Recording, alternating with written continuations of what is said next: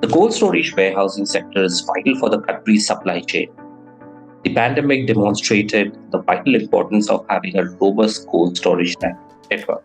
Cold warehouses are a necessity when it comes to storing of perishable or other sensitive items like food and medicines at a specific temperature. But do we have the necessary infrastructure in place? What more needs to be done?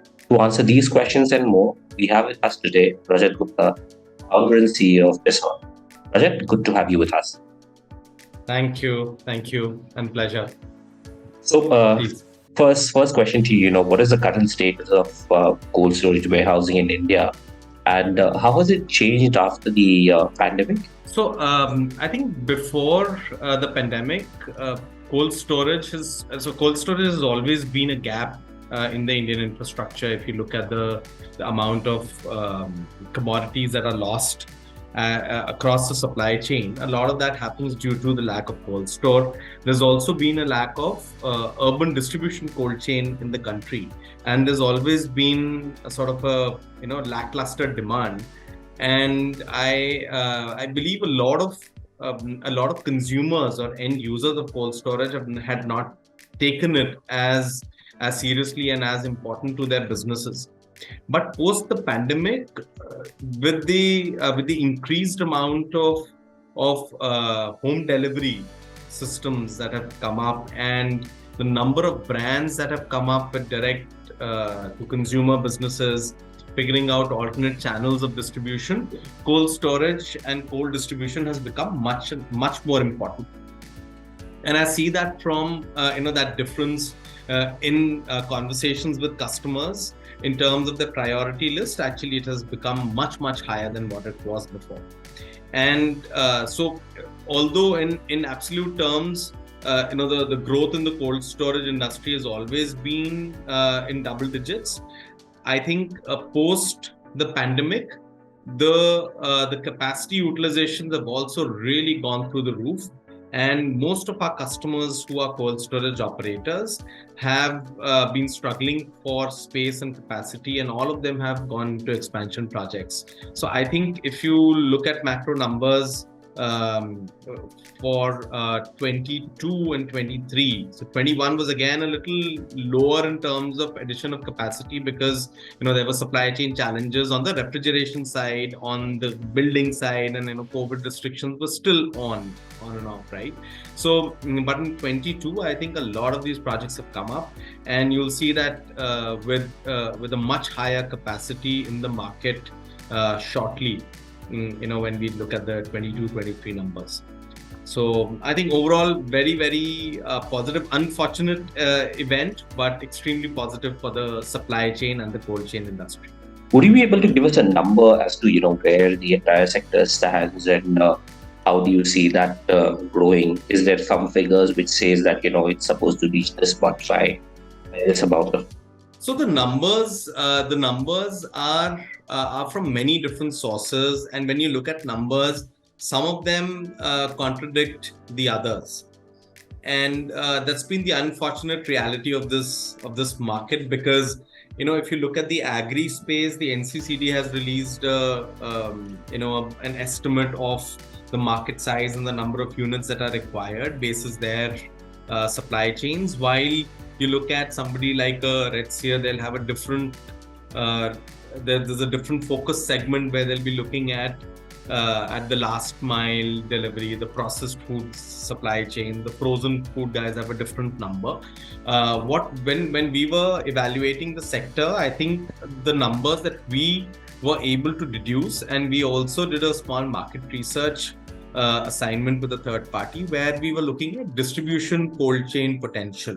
And the distribution cold chain potential market was approximately in the 5 to 6,000 crore number over a period of 4 to 5 years, assuming certain growth rates of different segments that are there. Now, if you add the pharmaceutical supply chain, that will almost be the same quantum.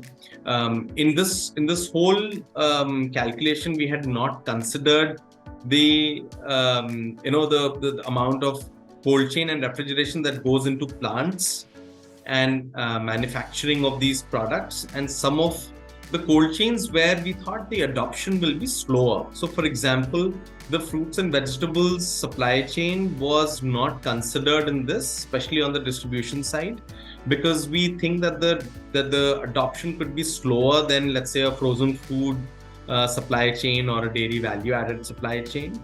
And so those kind of exclusions were there. But I think the market size as such is big enough, and the penetration currently in the country is minuscule compared to what is required and what can be feasibly done.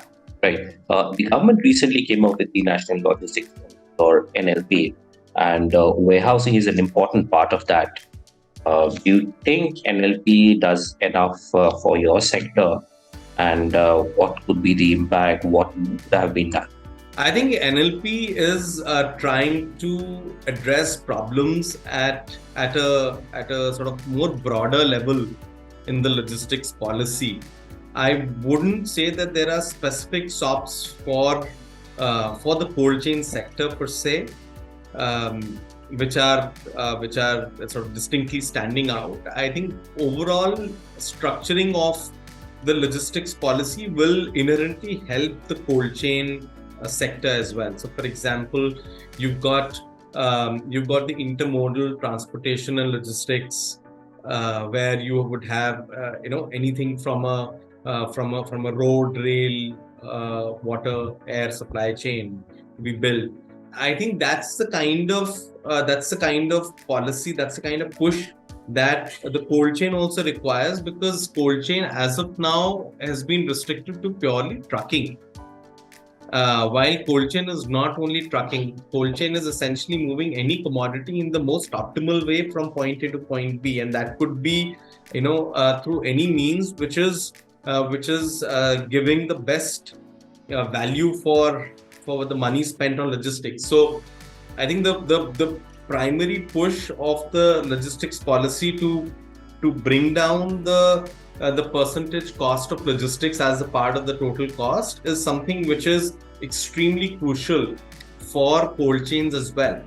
Right now, they're talking about the 14%, bringing it down to single-digit percents. I think that's something where in cold chain these would be in some cases close to sort of late teens and sort of early 20s also in some cases, and that's something which is very, very critical to handle. And similar things would help reduce the cost in cold chains. But per se, I would say there are. I don't, in best of my knowledge, I haven't come across something which is specifically, game changing on the cold chain front per se. Right. So, what are the kind of challenges that you see in the sector? I think the challenges could be multifold in nature. So you have challenges which are broadly, lack of standardization, the lack of standard SOPs, huge variation in terms of customer requirements, and that always ends up creating a limitation on the capacity utilization, and leads to a lot of discretization of assets, where one doesn't fit the other, and therefore this overall underutilization of the assets is something which is plaguing the industry. There are also there are also challenges in terms of the efficiency in the overall infrastructure. So, for example, if a truck goes to a warehouse, there are no standards in terms of whether it will get unloaded in 2 hours or in 15 hours or in a day. And so the overall planning and the rolling of the assets and everything becomes a big challenge for logistics providers. On the sort of technology manufacturing front, there are challenges on the commodity pricing, and commodity pricing is a serious issue now, with most of the manufacturers are dealing with the prices of steel, the prices of gas, the prices of everything that we use have gone up and shot through the roof. And so that has made the whole sector extremely uncompetitive when you look at our same set of customers who are not giving escalations in prices. I think the same thing is challenging for our transporters as well, where the diesel prices have gone up, the CNG prices have gone through the roof. So all of that is in all creating a lot of push from both sides, right? From the consumer side, who wants a reduced cost because every other cost of us is going up. The end customer, the FMCG company or the retailer per se, and on the other side, the commodity prices are creating an upward pressure on the overall cost. So there is some room for innovation, where everybody is trying to push and trying to see how that can help reduce cost, bring in efficiency, etc. But there's only so much that you can do as a from an efficiency standpoint. I think these are two main things. That there are many other issues that are impacting the industry, but I think these would probably be the two main sets of issues that I would think of. Right. Challenges aside, what are the kind of opportunities you see for the sector? What are the opportunities for you guys and for the Indian economy if we can strengthen and bolster the sector even further? I think there is a tremendous demand for cold chain based products across the Indian population. If you look at the penetration of these products in the Indian market, this would be to certain extent in the metros, in the tier 1 cities, and a little bit in the tier 2 cities. But if you look at the overall demand, it's staggering. And so if there is a possibility of building a viable cold chain that can get these products across to a larger proportion of the Indian population, I think there is a huge demand upsurge that one can see. If you look at, let's say, companies in the Western economies with relatively lower populations, maybe little higher consumption, or relatively higher consumption of these cold chain products in their households, but if India was to get anywhere close to the consumption patterns or consumption levels of those countries, I think the size of our individual ice cream manufacturers or poultry companies, etc., will be at a very, very different level. So I think we are hugely underplaying the potential of cold chain products within the country, and therefore the whole sector, including the manufacturers as well, have all been limited to a certain size. There, if you look at ice cream, there are a lot of regional players, and for them to become national players, except maybe an Amul and a Mother Dairy, it's hard to find any other national player who will be present in every part of the country. So I think those are areas of obvious impact that can come about. And I've just taken one industry, and you can expand that across many others which are much smaller, right? Poultry is let's say the formal market would be less than 10%, and rest of it is all informal market. And so if cold chain is applied, then that's a much larger market where all of us can reach out to. Hygienic and properly packed, produced.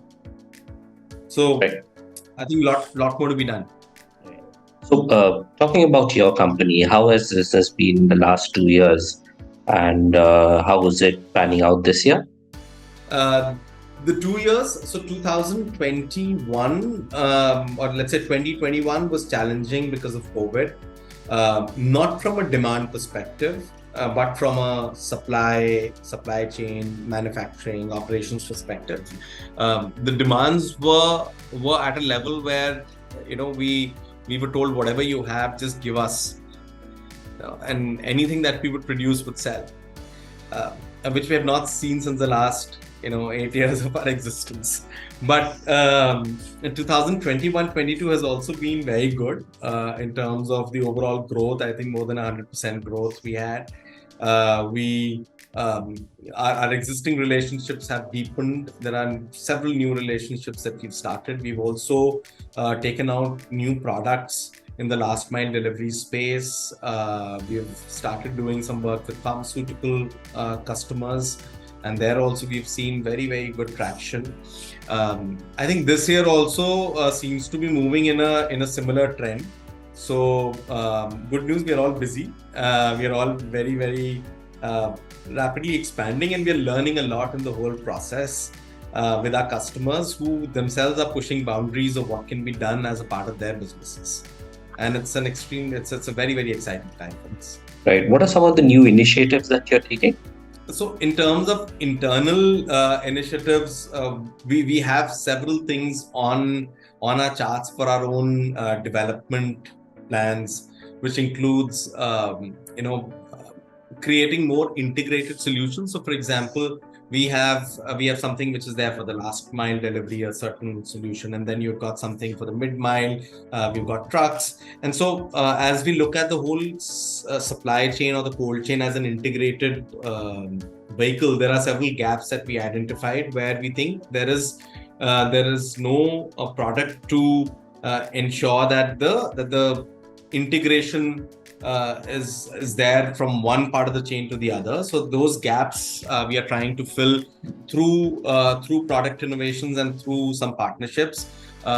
We are also trying to again innovate on making products more efficient, more sustainable, and cheaper. So I think that whole thing, the challenge about commodity prices that I was talking about, we've actually push the envelope and try to become more efficient in a way that we are using something which is now almost 75% of the energy consumption as we were using 2 years back, and so that has reduced the OPEX, that has reduced the CAPEX. We are also working on a few models, business models that help our customers expand faster, expand more easily, and get some things in the form of service which they were already doing it themselves or had to do it themselves. So as we go deeper into business and we get to work with customers, the good thing is that we are also able to figure out possibilities where we can both collaborate and expand from our relationship from being just an equipment or a technology supplier to something like a partner in the business. So I think those are a few things that we have been doing at our end, and many other things that customers are doing, and they're like exploring, they're getting into all kinds of markets, and fascinating to see what all can be done. Last question to you would be, which are your key markets and which are the key sectors that you operate in? You did give us a brief answer, but what are your future plans? The key sectors that we work in and we have our expertise is the e-commerce, quick commerce space, which we understand very, very well, and most of our customers work across this segment, both in the food and the pharma space. As we expand, we are expanding so in different ways. So we are expanding across different sub-segments. So for example, ice cream, frozen foods, and going more into regional accounts, where these regional customers will also be able to use this technology in the mid-mile and some of them in the last mile space. Geographically, we are looking to expand. We've got some partners who are closely working with us in the Middle East, and we've got some other partners in specific pockets in Southeast Asia and in Europe who have shown a lot of interest in collaborating and bringing the technologies across. So I think our focus is evolving. We've always been like a go-to company for the e-commerce and the quick commerce space, and leading pioneers in that sector. But we are just expanding now to newer applications and markets so that the same learnings can be applied across. And mind you, the retail segment is also an extremely cost sensitive, highly efficient segment, and so the technology has already been very fine-tuned to the requirements, so that I think it'll fit the bill of many others as we expand into these sectors. Great. It was wonderful talking to you, Rajat. Thank you for taking us through what is going through and what we can expect in the future from you guys. Thank you so much. Absolutely, pleasure is mine. Thank you so much. Thanks, Fred.